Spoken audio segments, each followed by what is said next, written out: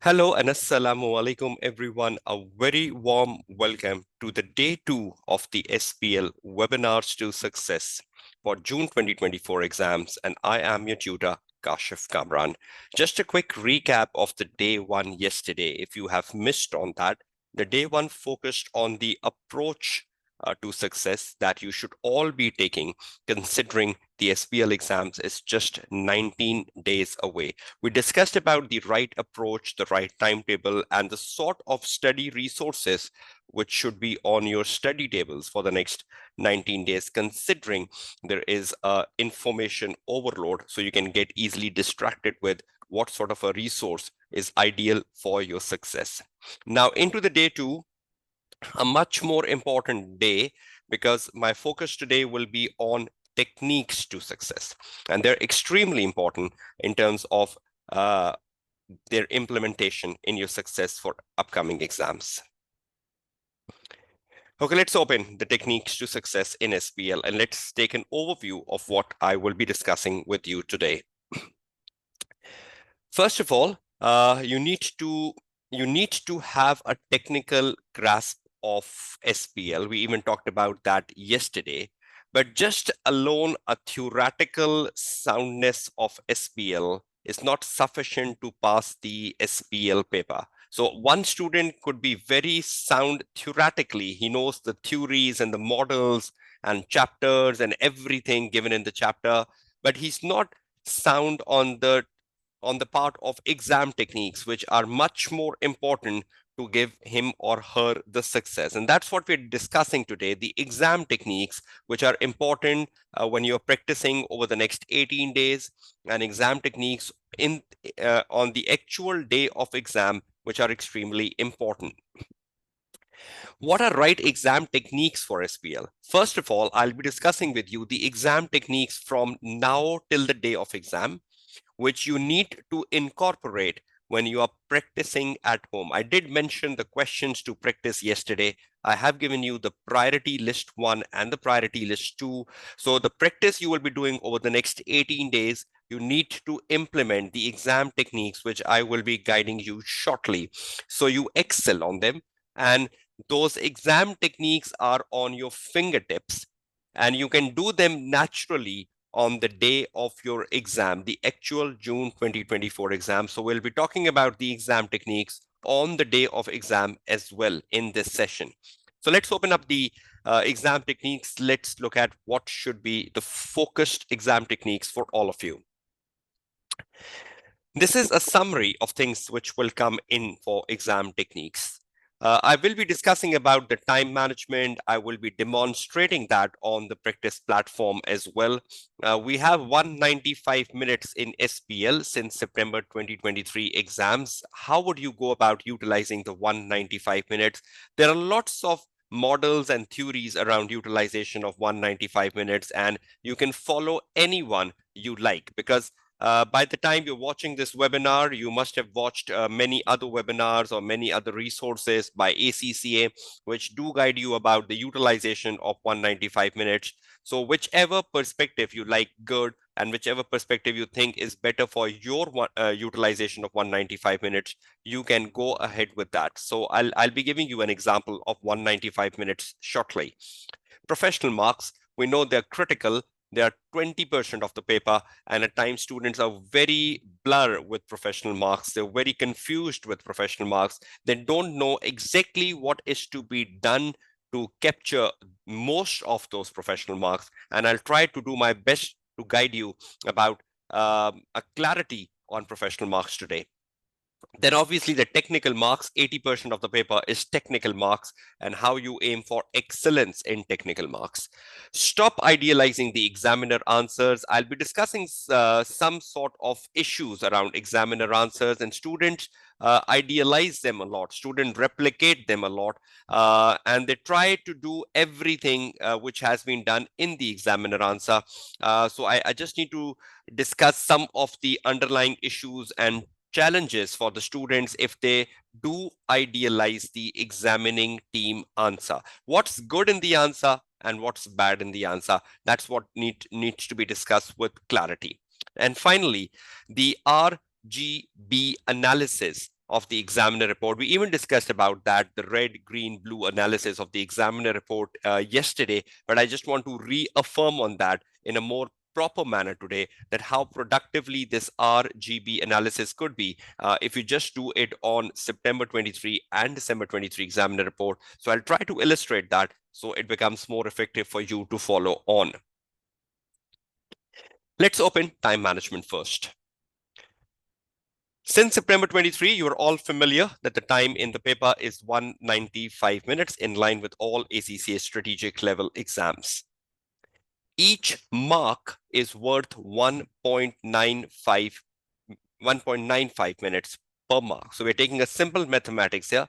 We are just taking the absolute time and we're taking the absolute marks. We're not dividing the marks between technical and professional. So we're simply saying 195 divided by 100. So it's 1.95 minutes per mark.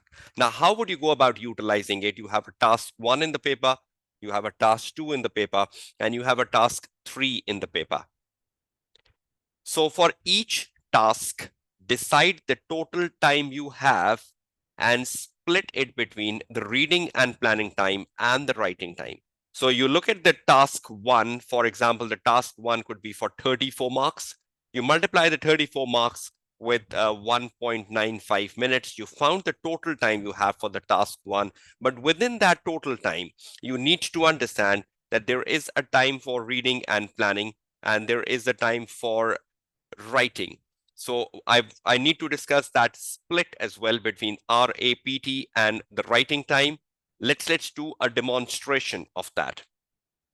If I take you to the practice platform, I hope you can now see that on your screen. This is the same question we were discussing yesterday, which is from the December 23 paper.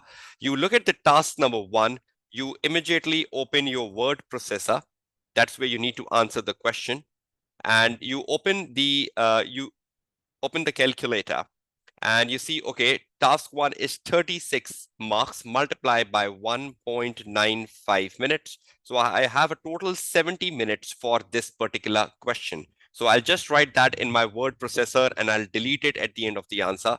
Task 1, I have 70 minutes and I'll just divide 70 with 4 because 1/4 of the time is for reading and planning. So approximately I have 17 minutes to read and plan, and that means I have 53 minutes to write the answer for task 1. So that's the simple mathematics you can do in the exam paper.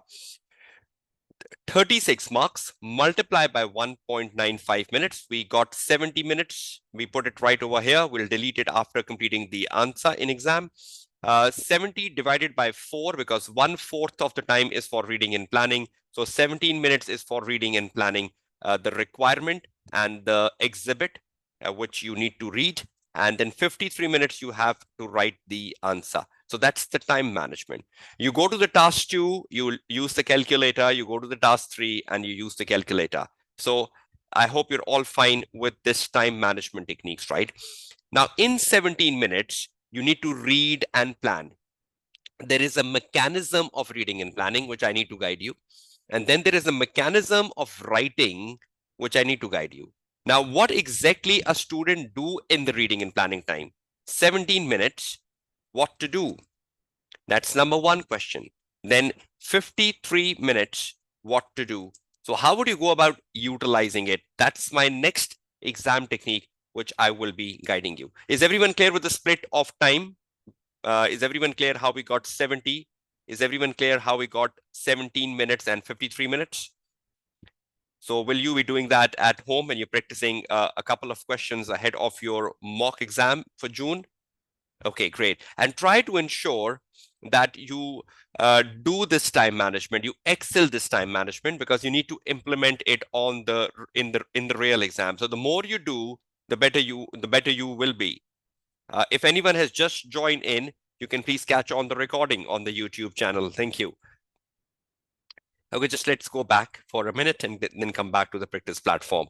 So I hope you're all clear with the split. You're all clear with 1/4 is for the reading and planning and 3/4 is for the writing time you have in the paper. Students, journal tendency is that they compromise on the reading and planning time. Either they don't know how to read and plan, or they are in some sort of a rush to write the answer. You need to remember that the contribution of the reading and planning time, the contribution of 17 minutes of reading and planning time, as we found for the task 1 in December 23 paper, would improve the quality of your answer.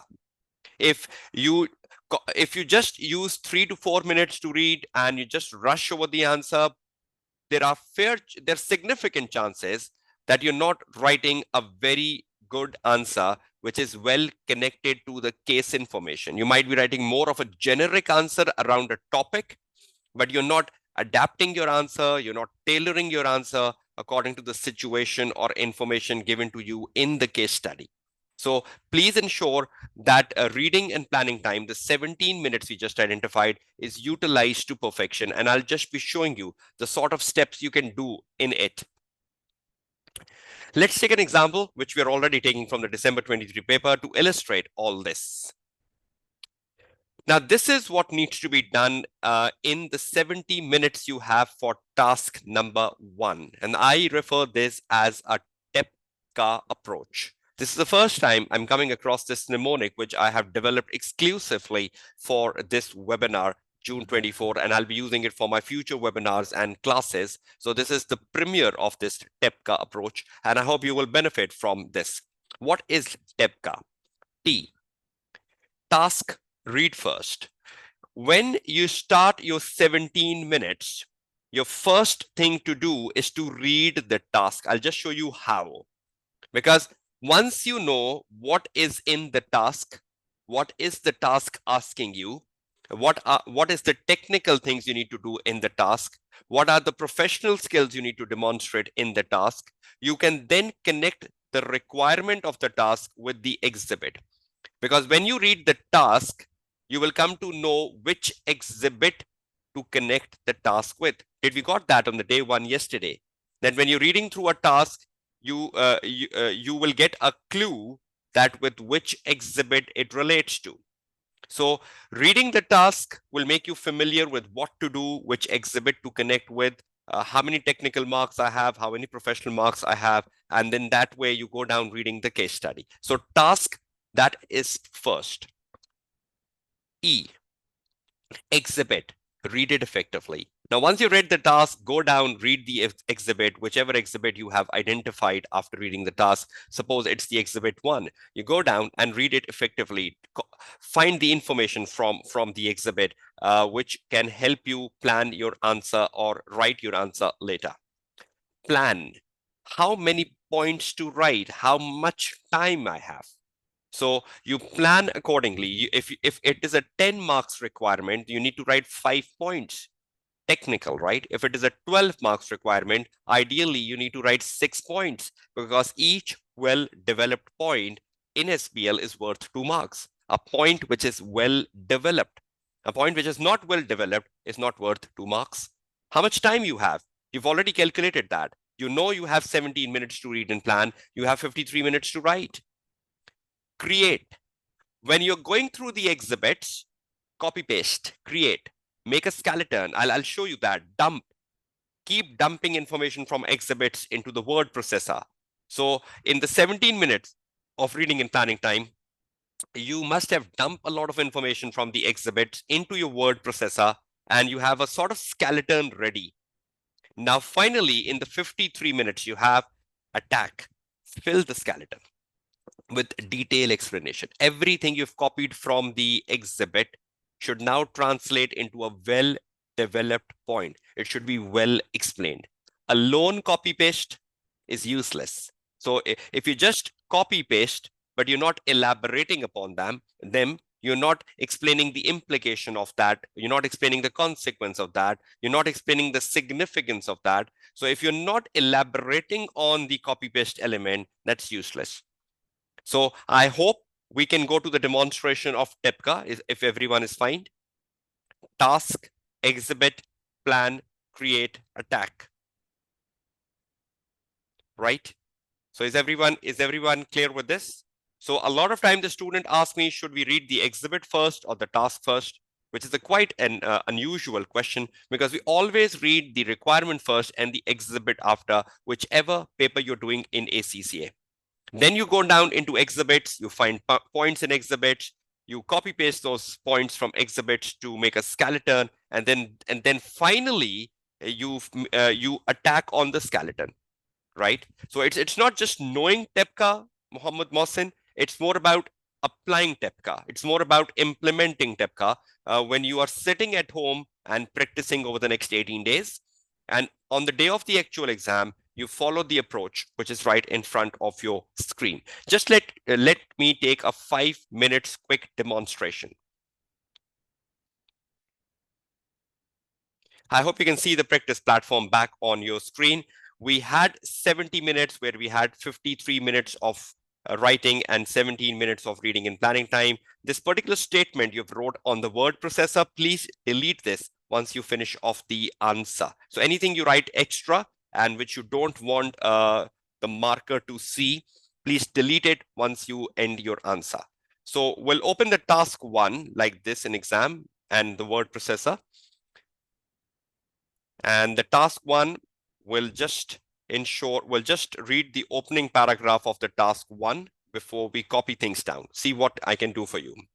The chair of the risk committee has undertaken an investigation into a recent data breach. So on the left-hand side, we can see there is an exhibit by the name of data breach investigation. So that means the answer for task 1A will be coming out of the exhibit number 1. So investigation into the recent data breach at NC Tech and has emailed his preliminary findings to the Chief Executive Officer. The CEO is concerned that this resulted in bad publicity could significantly harm NC Tech relationship with its client base and may have a detrimental effect on the business performance going forward. So the CEO definitely is very concerned about this data breach. He thinks that this will have an effect on the repute of the company and the relationship it has with its client. The CEO has provided you with a copy of this email and has asked for your assistance. You can see the copy of that email is basically the data breach investigation right here. So the answer would come right from here. A, write a memo. So we'll just copy things from here, copy paste, and we'll go down here with the professional marks. Control C, and I'll just bring it back to my word processor. So this is the first thing we need to do. Then you go down and you write over here that the answer for this will come from exhibit 1. Okay, I'll read the task on the word processor. Then you go down and you have a second issue. The recent security breach has forced the board to consider enhancement to the current IT security arrangements. And you can see there is a exhibit IT security. So that means the answer for task 1B will come from IT security. You have been provided with the relevant extracts of the IT security manual and have been asked to evaluate it and recommend any further measures which will strengthen these existing controls and reduce risk of future data breach. So how can you strengthen the existing controls to reduce the risk of future data breaches? The B requirement. Draft a briefing paper. We'll see what you need to put in the briefing paper, and you copy this from here till here. Control C, and you bring it down on your word processor and you close the task. You bring it back on your word processor and you write over here that the answer for this will come from exhibit 2. Now, whatever extra you're writing, like exhibit 1, exhibit 2, you will delete it off once you finalize your answer. The time you've wrote on the top, you will delete it off. Now, quickly in 2 minutes, you will structure the task 1 and task 1A and 1B, what to do. First of all, for task 1, you need to write a memo. For task 2, you need to write a briefing paper, so you know how to structure them. Then secondly, you need to write a memo to the CEO which evaluates the information from the chair of the risk committee, the possible impact on NC Tech reputation, and recommend actions that could be taken. So 2 things you need to write in the memo.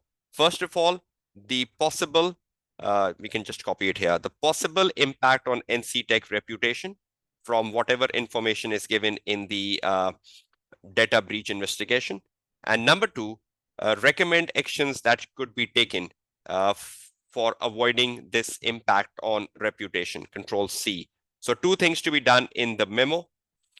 The possible impact of the data breach on the repute of the organization, and what can they do to improve their reputation. You have 14 marks for this. So that means, yes, you will use the same word processor, right, for task 1A and 1B. So task 1 has one word processor, right? You will answer the whole task in one word processor. Then you go to the next task, task number 2.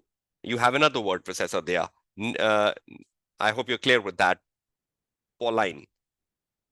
Okay, so how many marks we have for memo? 14 marks. So how many points we need to write in total? 14 divided by 2. How many points we need to be writing for the memo? 14 divided by 2. We need to write 7 points. Now, 7 points mean the possible impact on the NC Tech repute. Now, one student can write like 4 possible impacts on the NC Tech repute, and he can write 3 actions the company should be taking. So you have total of 7 points. So you say, okay, I'll write 4 points under the possible impact, and I'll write 3 points under the actions the company can take to ensure that their reputation is not negatively affected. Is everyone getting clarity? So you can write 4 and 3. So total points you need to write is 7. Now you have 2 headings. One is the possible impact, one is the recommendations. So you can write 4 under the possible impacts, for example, and you can write 3 under the recommending actions, and that makes the list to 7. Now, what next? Professional skill marks are available for commercial acumen by demonstrating awareness of how the data breach could affect the repute of the company. Now, when you're reading the exhibit and you will have information in the exhibit, you will keep thinking that how this information is affecting the reputation of NC Tech. So you need to link the problem with how it could impact the NC Tech reputation. Is that something natural?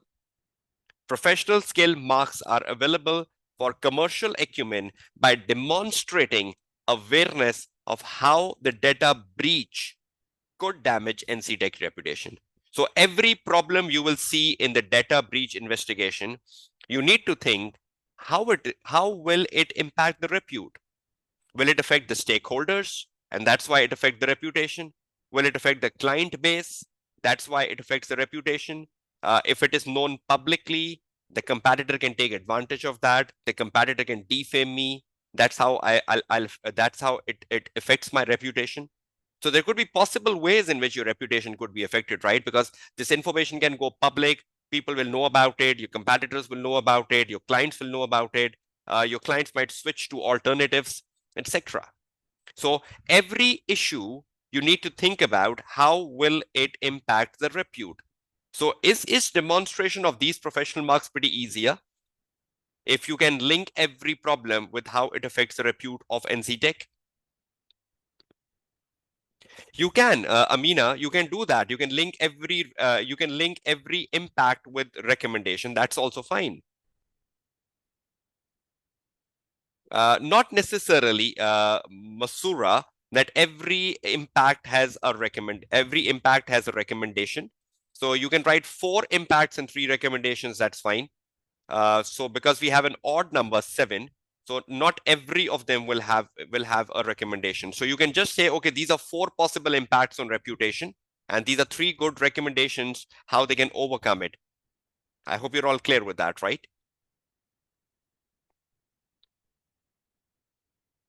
Okay, great. So we need to structure the answer. In memo, we need to write a total of 7 points under the 2 headings on your screen. We need to demonstrate the commercial acumen. We need to have awareness that how the information given will affect the repute of the organization. You go to the second requirement and you have a briefing paper there. And in the briefing paper, you to the board that evaluates 4 security layers in NC Tech IT security manual and recommend any further security control that could be put in place to minimize the risk of a future data breach. So we have a briefing paper for 14 marks and 2 marks per valid point. So that means we need to write again a total of 7 points here. But how many security layers we need to evaluate? Evaluate 4 security layers, right? So in this briefing paper, we need to evaluate the 4 security layers. We don't have an idea what the security layers are till the time we open the exhibit number 2. So I can just say, okay, security layer 1, security layer 2. I can put the proper names when I open the exhibit number 2, security layer 3, security layer 4, and I'll put their proper names. Now, I need to evaluate each security layer in the manual given on the left-hand side and recommend any further security controls that I can introduce for that security layer. So I will evaluate the security layer 1, what is right in that, what is wrong in that, is there any issue within that security layer, and what extra controls can be added to this security layer, right? Is that clear? So each evaluation will give me 2 marks, right? So for security layer 1, if I evaluate, I'll get 2 marks. And if I provide further security, what further security can I add to the security layer 1, which is not currently present in security layer 1. So further security will give me another 2 marks. So how many marks I get under security layer 1? 4. The same, I will get marks under security layer 2. So that means 8. Same I get here. That means 4, 8, 12. And same I go down here, I'll get 16. Sometime it happens in SBL that because you have 4 security layers, the marks could have been 16. That would have been better, but you had 14 marks and you need to go down in each security layer. Each security layer needs to be evaluated for the issue, the problem, why the security layer was weak, that resulted into the data breach, and what further controls can you introduce in that security layer. And that's how you build up the marks. So you'll almost go down to the 16 marks if you do 4 marks under each security layer.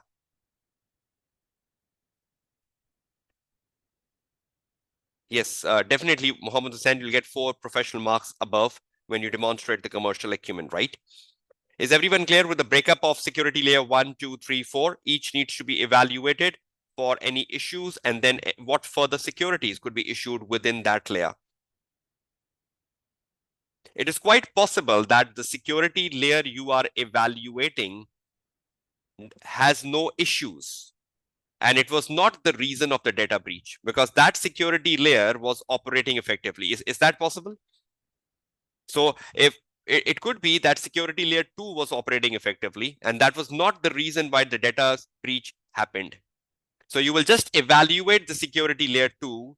That will you write further security for security layer 2 then if it was operating effectively after evaluation?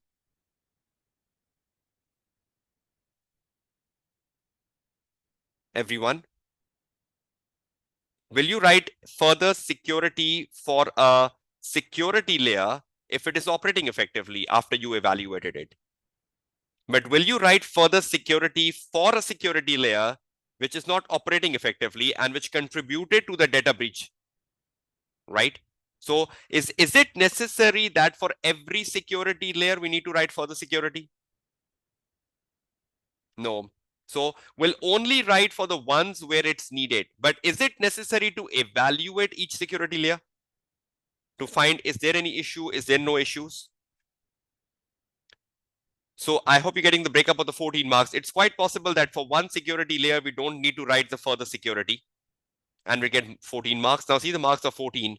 Security layer 1, 4 marks. Security layer 2, 4 marks. Security layer 3, 4 marks. And security layer 4, just 2 marks. We're not writing any further security for security layer 4, for example. So we're getting to 14.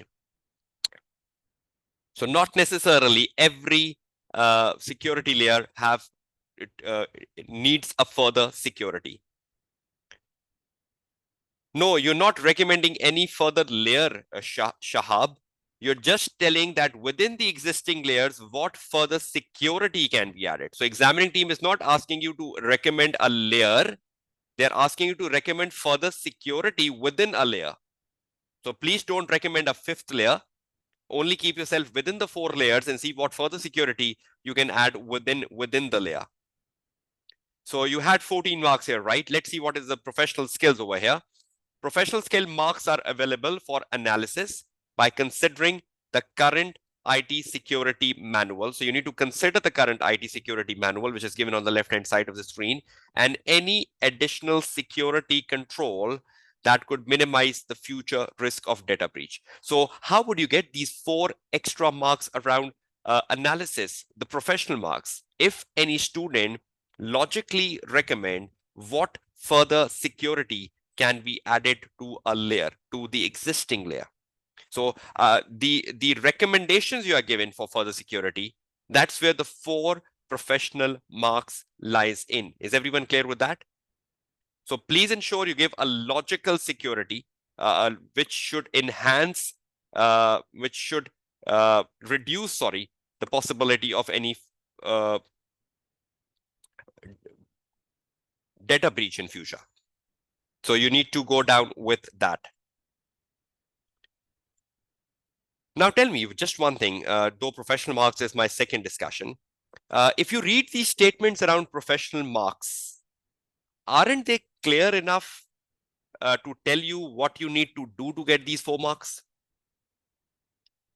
Isn't examiner telling in each professional skill marks at what you need to do to get these 4 marks? Just like the exhibit, just like the 1B, examining team is telling us that if you write an additional security control, which could minimize the risk of the future data breach, you will be aiming for these 4 professional marks. So a lot of time I've seen students learning the definition of the professional skills like commercial acumen, like analysis. That's of no use, right? Because in the exam, the examining team will give you a statement of how you need to demonstrate the professional skill. If you read that statement properly, you know exactly that when you're writing the answer, which areas you need to focus on. Do you need to do something extra here for analysis skill? Because for every security layer, you will be recommending a further security. So when you're recommending a further security, is that alone giving you technical marks, or is that also giving you the professional marks? So when you're writing a further security, is it just giving you the technical marks, or is it also giving you the professional marks? Because professional marks are linked with further security. So will you be writing the further security very well, very clearly, very properly? So you're not doing any extra effort, right, for these 4 marks. It's just part of your normal answer. Please don't use tables, Brihumati.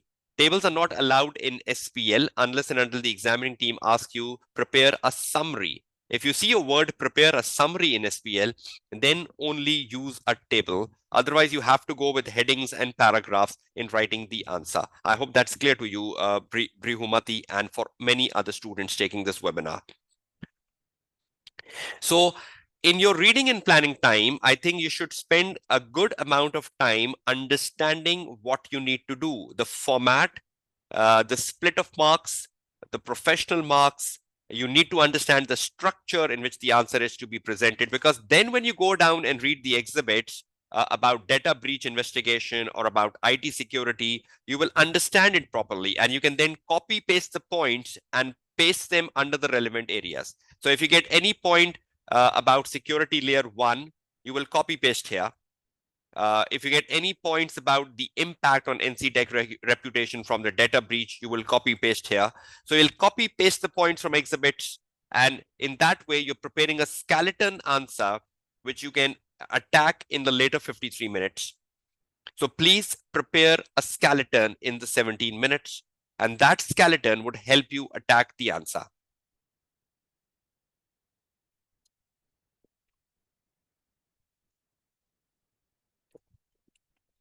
No, you need to write a proper recommendation, Amina, whatever recommendation you think is fine within the context of the case, because you will be reading the IT security, right?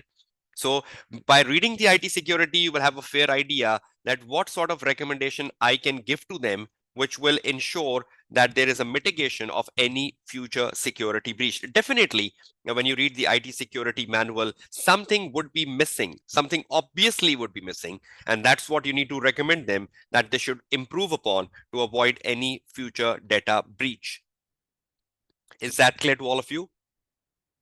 Now, then you open the exhibit 1, you read through the exhibit 1, you find points from exhibit 1. For example, just need to show you something. You just copy a point. For example, you picked a point, uh, something like this, Control C, and you come back and you paste it here. You then pick the second point from here, Control C, and you bring it and dump it over here. These are points which you need to develop later. Then you picked another point while you were reading and you thought, oh, this is something very important. I should write about this in my answer. Control C, and you bring it down over here. This is copy paste, right? And once the reading and planning time is over and you look at your word processor will look like a skeleton. Now you need to fill the skeleton properly. You need to give the proper start of a memo, like to, from, date, subject, something like that. You need to give proper headings and paragraphs. You need to develop these points into sufficient depth to get your technical marks, so on and so forth. Is everyone getting the sense of this, please? Is everyone getting the sense of the TEPCA task read first? Understand within the task the format, understand within the task the number of marks you have, the number of points you need to write, understand within the task the professional marks, how they need to be demonstrated. Then read the exhibit, then copy paste from the exhibit and dump it under the relevant sections of task 1A and 1B. Then prepare yourself to attack on writing a good answer. So 17 minutes of the reading and planning time, that is very, very important.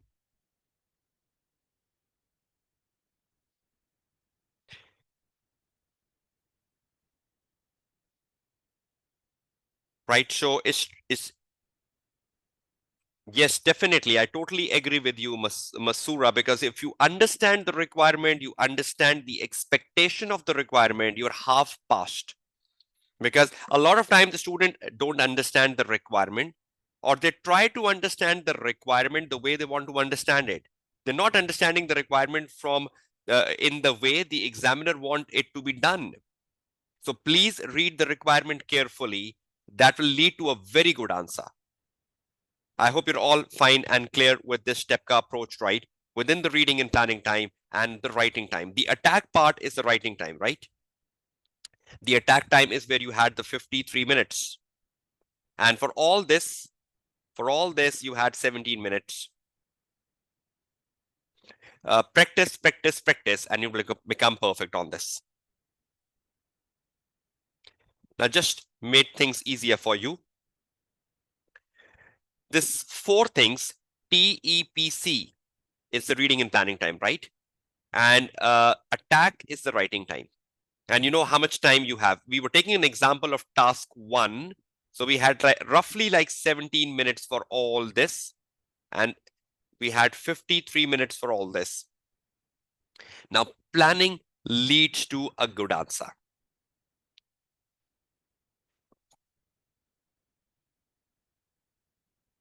Yes, Rihumati, every question has like 2 parts, journally, risk and recommendation, or even the task 1A, we were looking at the possible impacts and the recommendations on something. You are not making a table in SBL. The only time you make a table in SBL, and I think that's very rare. I saw one of the past paper, I don't remember the reference number, examining team asked prepare a summary. Just like they're asking memo, a letter, they ask you prepare a summary. Then you make the tables just like you make in the AA paper, the F8 paper, and you make table and you put issue in one column, recommendation in the second column, or risk in one column and mitigation in the second column. But apart from that, you need to go in para form. I hope that's clear, right? Okay, I'll just come back to the practice platform and look at the task one again. Just let me move forward. The technical marks. Now, when you're writing the answer for task 1A and 1B, you know what to be done in task 1A and 1B. You have seen 14 marks, you know 7 points is to be written down. What is the best approach which can help you excel the answer? I'm just coming to that, Azmeer Raza. Each point is well picked from within the exhibit. That's the first thing you need to assure yourself. You need to ask a question to yourself. Did I pick all the points in my answer from the exhibit? Or what percentage of points in my answer were coming from exhibit? If 70%, 80% of the points in your answer are from the information given in the exhibit, you're passing the SBL paper. But if 70 to 80% of your points in the answer are generic point, you're writing writing the impact on reputation journally. You're not linking the impact on reputation to NC Tech. You're just writing a journal reputation or journal reputation impact on any organization. That's useless. Or if you're trying to give an extra control for a security layer, that extra control you are giving is very generic. That extra control is not in the context of NC Tech as an organization. That's useless. So ask a question to yourself that have I picked points from the case exhibit? How much points in my answer for 36 marks, task 1A and 1B has been well picked up from the case study? Majority? Good. Excellent. Number two, each point is well developed in the context of the need of the requirement. What is the requirement asking you? Have you developed the point versus the need of the requirement? Now, for example, if we look back to the practice platform, you had two things for a well-developed point. In task 1A, you were not just telling a possible impact on the repute, but you were also telling the recommending actions to avoid any such breach in future or to avoid this reputational impact in future. That's the well-developed point. If you just write the possible impact, but you don't write the actions, that's half the answer. That's an incomplete answer. Same goes with 1B. You're not just evaluating a security layer, but you're also telling what extra security can be added to that security layer to avoid the data breach in future. So if a student just evaluates the security layer, but he didn't answer the further security point, you're giving an incomplete answer. So when you're developing a point, please ensure, are you developing a point versus the need of the requirement? So that's where the need of reading the requirement becomes very important. Students ignore the comma and because a requirement can break in SBL paper with the comma and with and. So please ensure you read the requirement carefully. There could be multiple things in one requirement, and you might be answering it partially.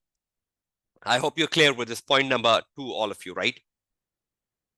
So each point is well developed in context of NC Tech and versus the need of that requirement. What is the requirement asking you? Number three, each well-developed point ideally is 3 to 4 sentences long, not lines.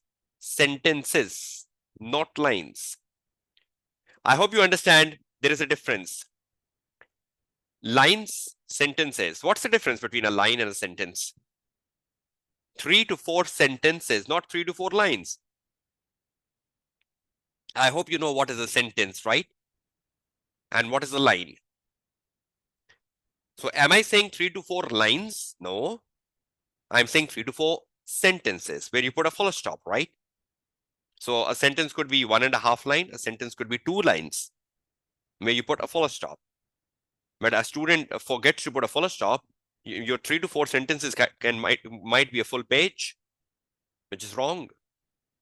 3 to 4 sentences is a reasonable length of a paragraph, which should be written for a well-developed point. SBL examining team does not like lengthy paragraphs in SBL. They want the paragraph to be broken after 3 to 4 sentences. So one well-developed paragraph address one well-developed point, which is for 2 marks. So I hope you follow that. So if you are evaluating a security layer, 3 to 4 lines. If you are recommending an additional security, you can say 2 to 3 sentences. Right? It's 3 to 4 is the maximum sentences, right? So probably when you give an action or you give a recommendation, the recommendations are shorter. So recommendations can be 2 sentences.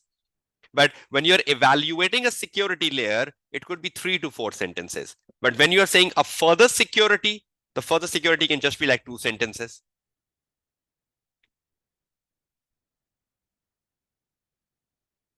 Number 4th, if there is no exhibit about a requirement, bring your knowledge around the topic and adapt to the company nature or characteristic. Example, the task 2A, December 23. There was no exhibit about it. I hope you remember that yesterday. We were looking for that on the day 1. If I just show you, we were looking at this task 2 yesterday, and there was a task 2A.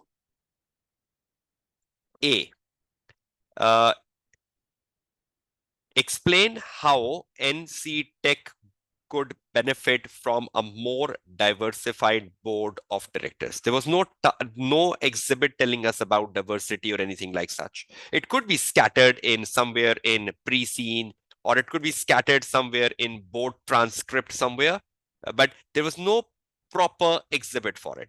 It could be somewhere in board transcript, just like very minor, but this is more like an answer where you are talking about the benefits of a more diversified board journally. Do everyone know what are benefits of a more diversified board journally? Have you read the examining team article on diversity, which is published by the examining team? So you know the benefits. How many marks? 10. How many benefits you need to write? How many benefits you need to write? 5. Now, if you just copy paste the benefits from the book or from the article, and you just write them journally, but there is no connection of the benefit that how this would help NC Tech or how this will help NC Tech in terms of the future, how a diversified board at NC Tech help them in future, you are not getting marks. So a lot of time the student journally write the benefits, but they're not linking benefits to a case, to the organizational attributes, to the organizational characteristics. Now you know this organization. You must have read the pre-scene. So any organization you will face on the day of exam, you are already familiar with it. So when you're writing a benefit, you can recall the pre-scene, you can recall the characteristics, you can link them up with it. Is everyone getting this perspective? So if you are even writing something journal for where there is no exhibit, try to adapt it to the organization. Try to tailor it to the organization. Right? So alone knowledge is useless. So if you just dump the knowledge about diversity, that diversity is about age, gender, religion, ethnicity, experience, and you write everything about diversity, that diversity brings this and that and that and this, but you're not anywhere in your answer, you're not talking about NC Tech. What's the use? So this list in front of your screen, will this help you develop a point well? A point picked from exhibit is the first assurance. No generic writing. Have you developed the point in the context of the requirement, what the requirement was asking you? One thing or two things. Have you developed every point sufficiently, like 3 to 4 sentences long? If there was no exhibit for a requirement, have you brought your book knowledge and then adapted that to the context of the case? Is that clear? Will that help you excel the technical marks you write in the paper? you should have sufficient knowledge of the topic, right, Amina? That's not an excuse, right? Because you're going to the exam hall, you need to have a full grasp of the syllabus. You should have a technical grasp. You cannot say, okay, I don't have a technical grasp. I even recommended yesterday to read 15 articles. They were minimum. You have 35 articles published by SBL examining team. You have ACCA Study Hub. So technical grasp is must. But just alone a technical grasp, that's useless. Because technical grasp is to be blended with the nature of the organization, is to be blended with the context of the organization. Then only you're fetching marks in SPL. Is everyone clear with technical marks, writing an answer on your screen? Should we move on to the next element? Okay, great. Technical marks. Generally, up to 2 marks are available for a well-developed point. However, candidates are reminded that 2 marks will only be awarded when a relevant point has been successfully applied. Applied to whom? NC Tech. And developed. Developed means 3 to 4 sentences. Applied means NC Tech. The example we are taking. Have I given you a list in the preceding slide about applied and developed? Will you follow that list of applied and developed? Applied versus the requirement, applied versus the organization, and developed sufficient. 3 to 4 sentences. So will you all aim at a well-developed point?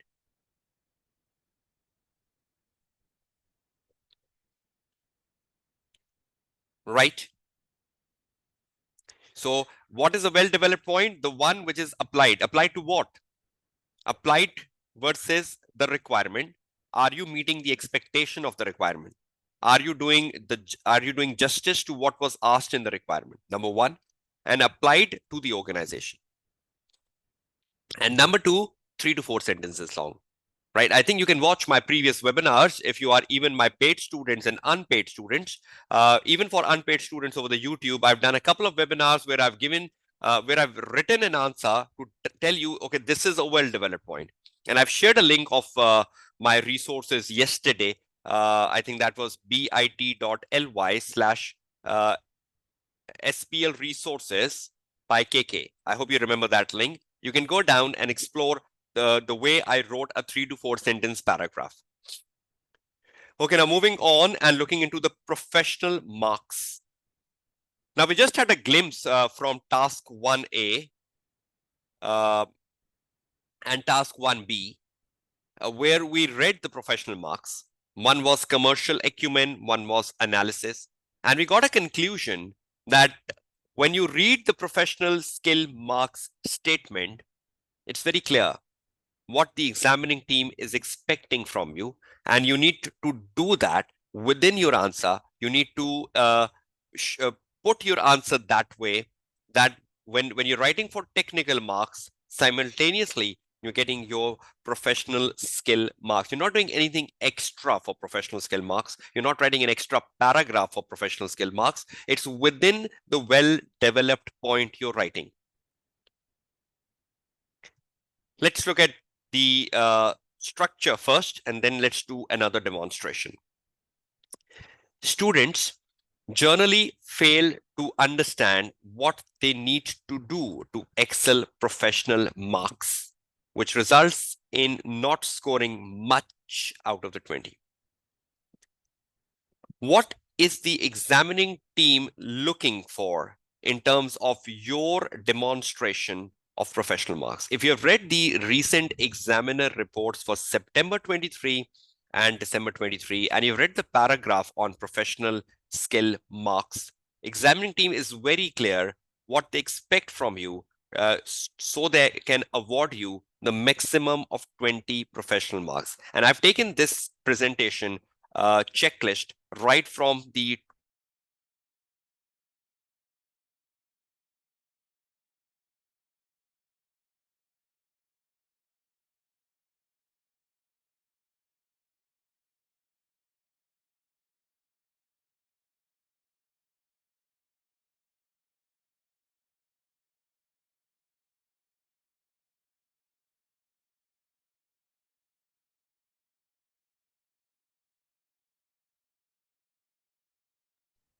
And you can hear me as well, right? So we were discussing the professional marks, I think where we got the technical glitch. And we were just emphasizing that how critical is to capture the 20 professional marks and what exactly is the examining team looking for in terms of awarding you the 20 professional skill marks in the paper. I took this guidance from the September 23 and December 23 examiner report, where a section is written on how you score 20 professional marks. Let's see what sort of things you need to put in your mind for excelling the 20 professional marks in the SBL paper. Firstly, the journal professionalism, which most of the students lose in SBL, though it's so easy. And secondly, doing justice to the way the examiner want the particular. Okay, I hope you all can hear me. There's some sort of some issues with Zoom currently I'm using.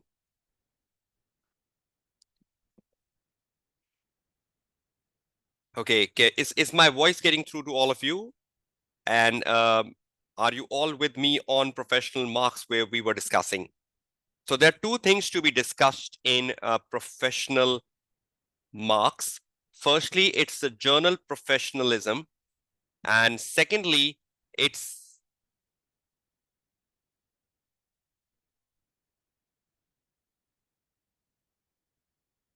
okay. Is my voice clear now? Can you all hear me? Okay, and which screen is in front of you? The professional marks?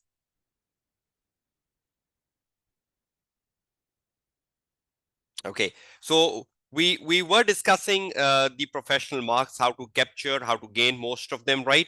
And there are two things you need to do in professional marks.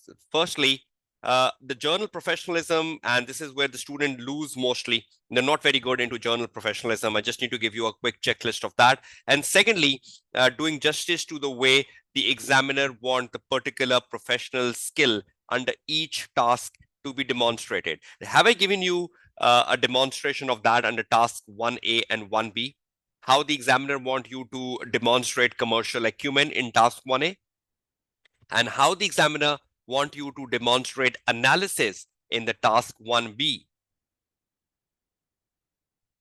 So every time when you read a task, under the task you have a statement of the examiner that professional skill marks are available for XYZ skill, and what you need to do for that XYZ skill, examiner will tell you. You just need to follow that, and that's how you bring your answer at par to not just technical marks, but professional marks. And I'll just give you another example of that. Just let me complete this list of professional marks first. Journal professionalism within SBL, that's so easy. Gain easy professional marks by doing the following. This is among the 20 marks, right? This is journal professionalism, and this is covered in SBL examiner reports for September and December 23. This is how you can capture few of the 20 professional marks by following the journal professionalism. Put the answer in the right format. That's so easy. Memo, briefing notes, use of headings and subheadings to break your points, like security layer 1, security layer 2, security layer 3, whatever the names are. Break your answer into headings and subheadings as much as possible. Actions, recommendations, that's how you can break it down as well. So that's it. That's encouraging. Avoid repeating point within the same answer. Whatever points you're writing should be unique. You're not repeating a point again and again. So that's something which will not impress the marking team. Avoid lengthy paragraphs. I just mentioned you that an ideal length of a paragraph is 3 to 4 sentences long, which is a well-developed point. After that, you should take a break and start a new paragraph. Don't just write 6 to 7 sentences paragraph, 5 to 6 sentences paragraph. The SBL marking team does not like it. Use proper jargons, at least the jargons used in the case scenario or in the pre-scene information. Try to impress the marker that I knew these terminologies, they were in the case study. So try to use those proper terms, proper jargons, which are used in the case study, which can give an impressive tone to your answer. Is that clear with the journal professionalism on your screen? All of you. And the answer should be well connected to the case. You're not writing journal things. You're writing the things which are given in Exhibit 1, Exhibit 2, Exhibit 3, and Exhibit 4. So if you follow this sort of a checklist, at least you can assure yourself that out of 20, I'm just fetching 4 to 5 journal professional marks in the whole scenario. Task 1, task 2, task 3. This is so easy, right? No generic stuff or alone knowledge. So if you just dump knowledge, you just write generic, which is not linked to case, not from the case, you're just making yourself happy as a student. You're not making the marking team happy. So will you all do excellence for journal professionalism? Will you all ensure this checklist in front of your screen is well put into practice over the next 18 days? Right, so this is journal professionalism, right? Now just let me demonstrate the second perspective of professional marks. Under each task, your examiner will ask you to demonstrate a particular skill and will also tell you how. He will not leave you blank, just like you leave examiner blank in your answer. Examiner will tell you which skill to be demonstrated and how. You will never find a vague statement of the examining team. Let me show you an example. Follow the how, and you will be able to demonstrate it in a much better manner. So let's take an example. You go back to the practice platform again. I hope you can see that in front of your screen.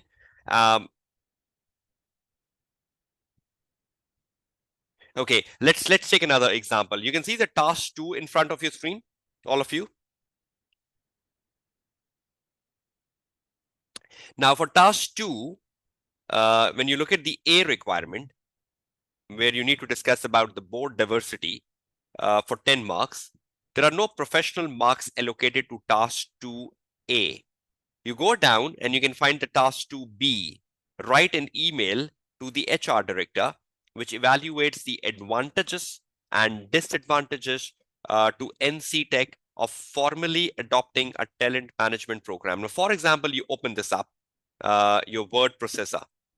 And in this word processor, you put the heading.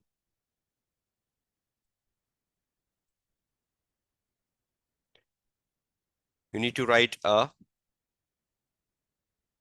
sorry, just 1 minute. You need to write an email, right, for the task to be. So I've already done it over here. You can see this on the screen.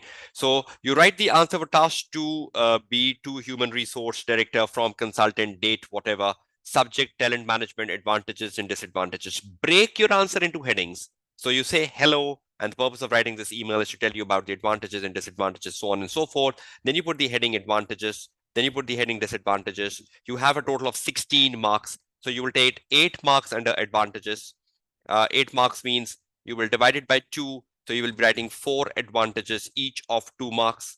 And same goes down with the disadvantages, right?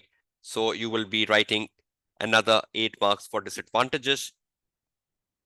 And you will wrap up the answer. Advantage heading. Now, every advantage you write can have a subheading. You can give a subheading to every advantage. So headings and subheadings. Every advantage could be 3 sentences long. Some of them can be 2 to 3 sentences long. Some of them can be 3 to 4 sentences long. That's how you're taking on the journal professionalism.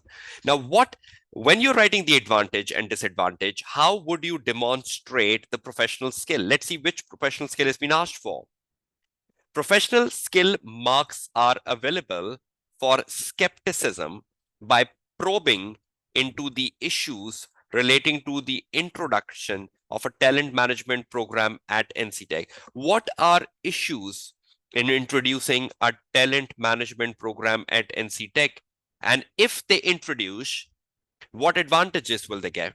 What disadvantages will they have? But currently, are there any issues relating to introduction of talent management which you need to consider? Where are they given, everyone? Where are the issues relating to talent management adoption is given? In which exhibit? In exhibit 3. So when you read the Exhibit 3, will the Exhibit 3 talk about some of the issues in introducing a talent management program? Some of the directors might not be happy with this introduction. Some of the directors might be of the opinion that we should not introduce it.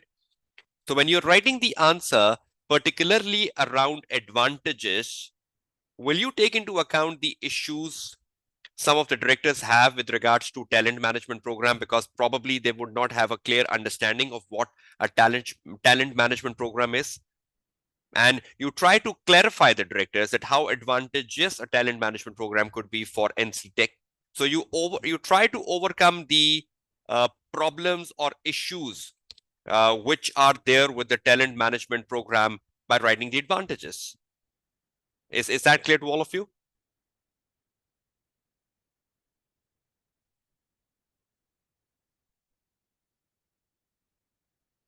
So please ensure you read the statement well, because that statement would exactly tell you what you need to do. So any student who probes the issues given in the exhibit number 3 in introducing a talent management program, and he converts those issues into like advantages or disadvantages when writing the answer.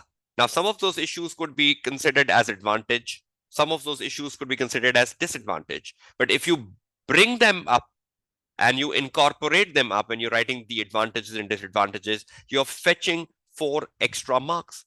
But if you have a bookish knowledge of talent management, or you read an article, for example, on talent management over the internet, and you know the journal advantages and disadvantages, you just dump them down, that's useless. So try to extract the advantages and disadvantages from the exhibit 3, from within the issues given in exhibit 3, and that's how you excel on the 4 professional marks here. Is that clear to all of you? Will you try reading the statement of examiner well in terms of how to demonstrate? Will you apply the journal professionalism as well? So please ensure you excel on the professional marks along with technical marks as much as possible. Okay. In continuation from the day one, I mentioned you the benefits of reading the examiner reports and mentioned you how the red, green, blue analysis could be very productive for all of you. I did recommend it that you download the September 23 examiner report and the December 23 examiner report. And once you have written the answer for September 23 paper, and once you've written the answer for December 23 paper, evaluate your answer with the examiner report. Download it, keep 3 markers with you, a red marker, a green marker, and a blue marker, and start reading the examiner report and keep your answer, keep your September 23 answer with you. And you read the September 23 examiner report, one side and one side is your answer. On the screen is your answer and a hard copy of the examiner report. And you read the examiner report. Okay, examiner says, why student fail and what they did wrong. Right? And you underline that in red. And you say, oh, this is exactly what I did in my answer. And in your answer, you cross it. Then you're reading through the examiner report and you got what a stronger student do. And you say, oh, this is in my answer, tick it. Then you read through the examiner report and the examiner report tells you what the future students can do to excel. You might see, oh, what the examiner is saying the future student can do to excel, I've already done it. Tick. Or what the examiner is saying what future students can do, I have not done it, but I can do it in the next paper I'll solve at home. Or in the mock exam I'll solve at home. So when you evaluate your answer with the examiner report, you will get a lot of cross in your answers. You will get a lot of ticks in your answer, and you'll get a lot of advices which you can incorporate when you do the next paper, like December 23 or any paper. In that way, each paper is done. Your quality of answers will improve by the time you reach the mock paper and by the time you reach your real paper. So is everyone understanding the benefit of this red, green, and blue analysis? Understand the issues. If those are in your answer, avoid them for future answers. If there are strengths and those strengths are in your answer, implement them in your answer again and follow the advices of the examiner seriously. I have no idea, have any one of you done this analysis so far? Have you evaluated your answers with examiner reports?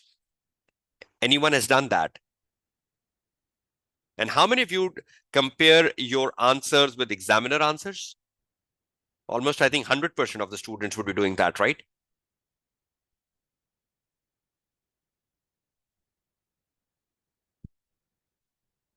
But is this an effective approach? Are you finding this an approach you can do RGB analysis at least for September paper and December paper, the two of them? And believe me, it will bring a remarkable impact to the quality of your answer. You can judge that yourself. By the time you reach the mock exam, and you know the problems, you know the strengths, you know the advices, and you made a summary of them, and you implement them on your mock paper, the quality will go up. And by the time you go to the real paper, you will be impressing the marking team. Okay.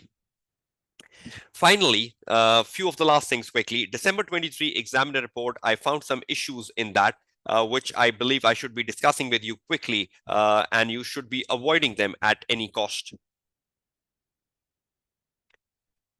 From the December 23 examiner report, these are key insights why students are failing the SBL paper. Many candidates made insufficient use of the information presented to them in the exam exhibit to support their answers, despite these being key to generating relevant points to use in their answers. Did I mention this shortly in my webinar today? Not taking supports from exhibits, not taking points from exhibits, not making use of the information given to you on the day of exam. You are trying to write more of a journal answer around talent management, more of a journal answer around data breach, more of a journal answer around security layers, but you're not taking any help or guidance from the information given to you on the day of exam. That's number one. Number two, some candidates continue to answer the task they wish had been set rather than the task actually set in the exam. How interesting is that? I don't know what happens to students on the day of exam, that they continue to answer the task they wish. They just see the word integrated reporting and they start to write 6 capitals. They're not even reading what is the examiner asking you around integrated reporting. They see the word cyber security and they say, okay, advantages and disadvantages. Big data, advantages and disadvantages. They're not even bothered about reading what the examiner is asking you about big data and cybersecurity. They have just they've just rote learned the prior questions. So they see the word talent management, they recall a prior paper. They see the word big data, they recall a prior paper. And they try to do, they're good into rote learnings. The students are excellent into rote learnings. And that's where they are best at. And they just try to produce anything from the prior knowledge in the prior paper. And that's what not impressing the examining team. Number three, simply copy and pasting the pre-scene and the exam exhibit information into the answer with little or no attempt to relate this content to the question set, adding no further value. A lone copy paste, adding no value to it, not even linking it to the requirement, what the requirement is asking you, not even linking it to the context of the case study. Useless. What are you doing? You're creating your own failures. Number fourth, there was insufficient application of the relevant information provided in the exam. Have I given you a definition of a well-developed point? Have I given you how you need to develop your point sufficiently well? It should meet the expectation of the requirement. It should connect with the case study. So if you have an inability not to develop your point, you will fail the SBL paper. So please create an ability to develop your point well. If you're getting feedbacks from my side, if you are my enrolled student, and in the feedback I say adequacy of content, depth of content, I hope you know my marking criteria, right? If any one of you is my student, when you get an email, you get an email on depth and adequacy, right? So I mark you on adequacy, I mark you on depth. So if you're getting a good response on adequacy and depth, that means you're going fine. So try to build upon your adequacy and depth. there was evidence of the use of rote learn pre-prepared answers that were solely based on pre-seen information. I think some of the student was asking me yesterday that can we identify some questions from pre-seen? See this point. This is happening as a bad practice in market, that students look at the pre-seen and they start identifying some key questions around pre-scenes. They look at the area of risk and they try to identify some key questions around risk. They try to look at the area of governance. They try to find some questions on governance. And then they rote learn those questions. They go to the exam hall and they just, whatever they've rote learned, they just reproduce. Is this a strategic business leader? Is this the literal meaning of a strategic business leader? The strategic business leader means a person who is creative, who is a right thinker, who takes the right decisions, the right judgments by looking at the context, giving sound arguments, sound basis.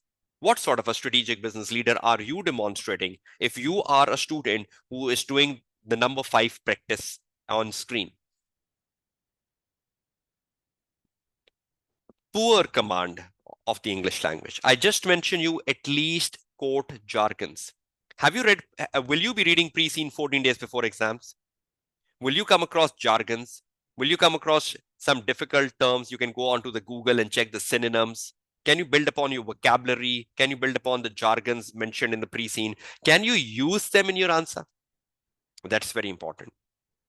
We know ACCA is done in so many countries where English is not the first language. They don't penalize you too harshly for English, but at least it's understandable.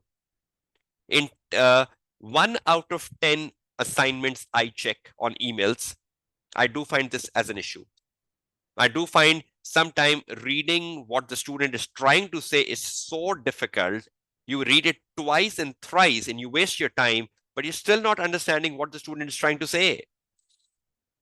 At least you've given so many papers of ACCA. You should have learned you should have learned a basic English definition by now.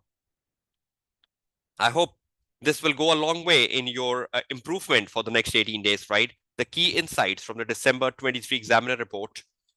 The few of the final things: stop idealizing the examiner answers. I don't know why students just run after examiner answers. They try to idealize them. They try to replicate them. They just want to write the way the examiner has written. They are so impressed with examiner and they believe, okay, this is what we need to write and this is exactly the way we need to write if we want to pass the SBL paper. Honestly, if that is the way to write, and if that is the way you're looking for to write, then the passing rate of SBL should not have been 52%. Marking team is looking for your judgments, your perspectives, your arguments, your debates, your linkage to the case, your well-developed point. There is no one right and wrong answer in SBL. Examiner answers are tutorial guidance, tutorial for me and for you to learn. Contain all points which could have been developed. Examining team is not writing an answer in 195 minutes. Nowhere it's written that this is an answer which you should fit in 195 minutes. No. They write all points which could have been possible to guide you and to me that this is all what could have been developed. But out of this, you need to write points versus the marks. If there is 10 marks, you need to write 5 points. Examining team would write for 10 marks, answer 10 points. And you will learn from the examiner answer 10 marks, 10 points. And you go to the exam hall and you will not be completing the paper. Are lengthy as examiner tries to justify every aspect for the sake of learning. They try to give you everything in the answer. They want you to learn from it. Examiner answers are a good source of learning, but not a good source which you idealize, get inspired with, and then replicate it. So if you just try to make an examiner answer a benchmark, and you say, only if I meet this benchmark, I'll pass, that's absolutely wrong. If examining team answer is a benchmark of passing, the passing rate should be 0% then. No one can meet that. Then why is the passing rate 52%? Why so many students in SBL are passing with so good marks? You will get to talk with my students tomorrow, 82 marks, 80 marks, 77 marks, 75 marks. How are they getting it? Because they're idealizing the examining team answers. They're replicating the examining team answers. No, they're writing their own creativity into the paper. They're linking things to the case. They're demonstrating journal professionalism.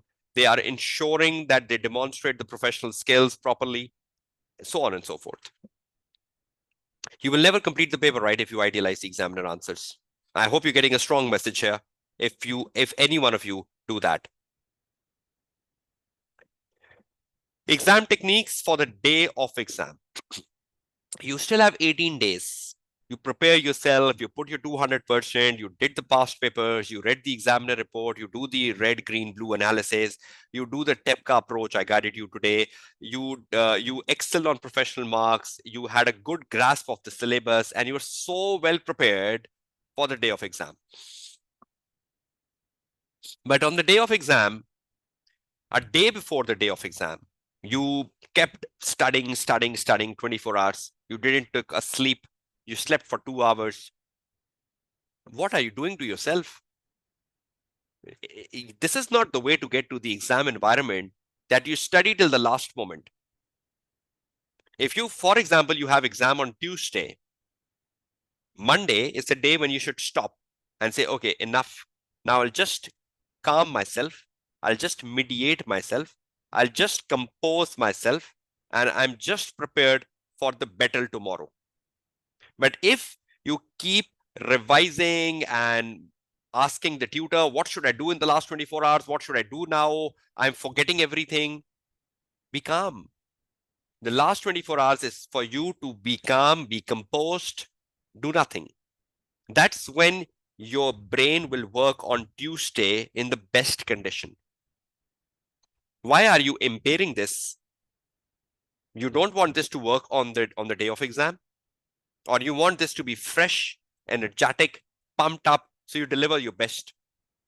With all efforts, on the day of exam, if you broke down, on the day of exam, if you panicked out, on the day of exam, if you stressed out, what will happen? Everything gets wasted.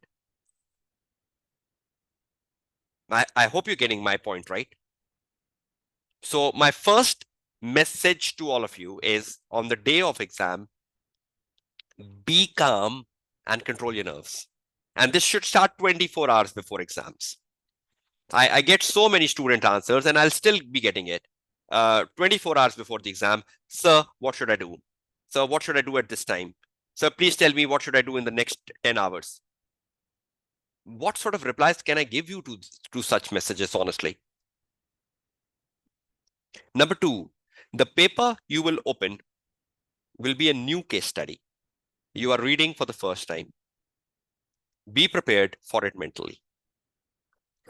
Every exam sitting brings a new case, and you will read it for the first time.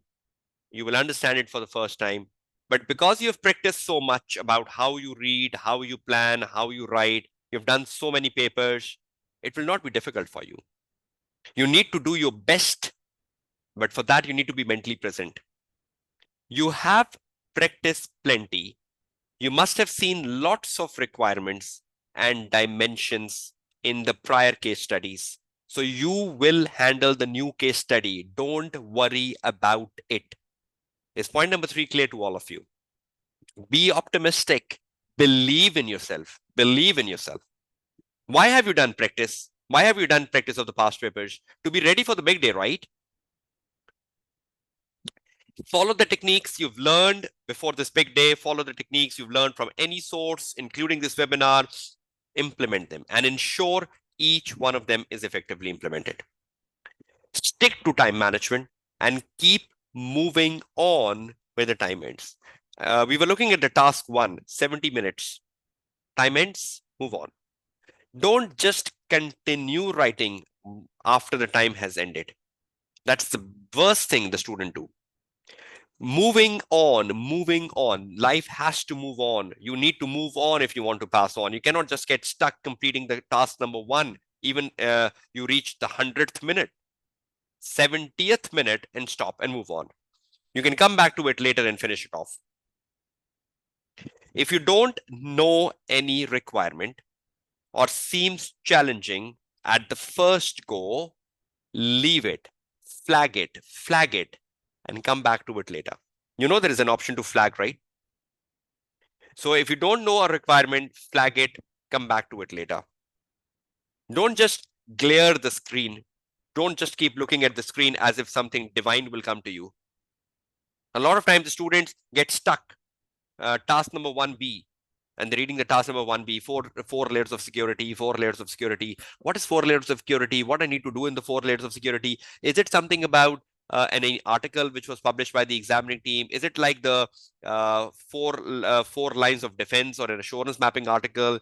Blah, blah, blah. And they keep thinking, wasting time. Better stop, move on, come back to it later. I hope you know this option of flagging, right? You go to your practice platform. For example, you don't know the task 1B, talent management. You have never heard about talent management. So you open the navigator, and in the navigator, there is a task 2. You press the flag on task 2 that I have something incomplete on task 2, and I'll come back to it later. And you move on to the next task, task number 3. Complete the task number 3 first within the time. And once you've completed the task 3, you press the navigator and you'll see, okay, I have one question left as flagged. You click on it and you go back to the task 2 and do it in the last moments of your exam time. So you have so much advantages in the computer-based exam. I don't know why you don't use them effectively. Don't spoil rest of your paper for something you don't know. Just forget it and move on. Why aren't you looking at opportunities?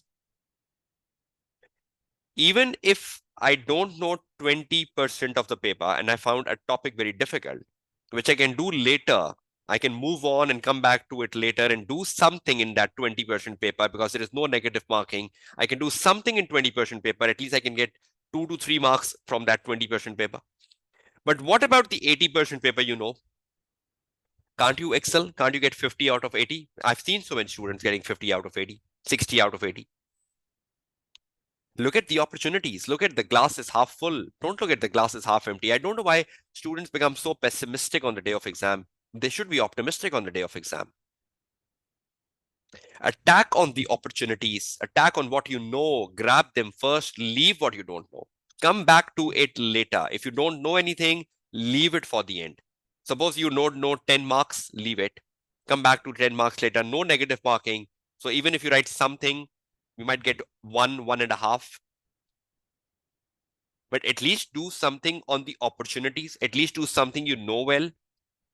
I don't know why you spoil your papers for something which comes out of context. And in all these strategic level papers, expect the unexpected. Expect the unexpected, right? You need to go with that mindset in the exam hall.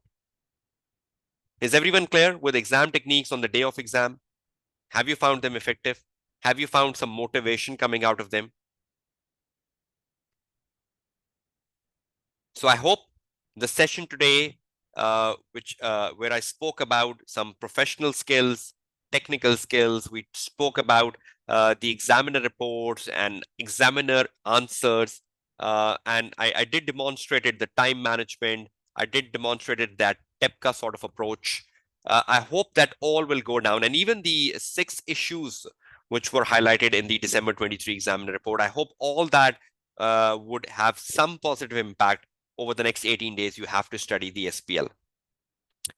Okay, thank you so much, all of you, for coming in, participating in the day 2. Don't miss out the day 3. My exceptionally good students who scored 75 plus in the recent exam settings will come in, will talk to you. They will share their experiences on the day of exam, before the exam, what they used to do, what they did on the exam, how they excel on. You will learn from them. You can ask questions to them. They will be answering you. So I will be speaking less. They will be speaking more tomorrow. And you will get an inspiration that if they can do it, I can do it. If they can score 75, I can score 75. If they can score 82, I can score 82. So all the best, study effectively, And I'll see you back tomorrow. Yes, same time tomorrow, 5:30 p.m. Pakistan time. Same link being shared in the groups will be utilized for tomorrow joining. So use the same link and come to the session. You will be amazed with the high achievers talking to you tomorrow. Thank you so much, all of you. Have a nice day. Study effectively. Goodbye and Allah Hafiz. You're all welcome. You're all welcome. And I wish you all the very best of luck.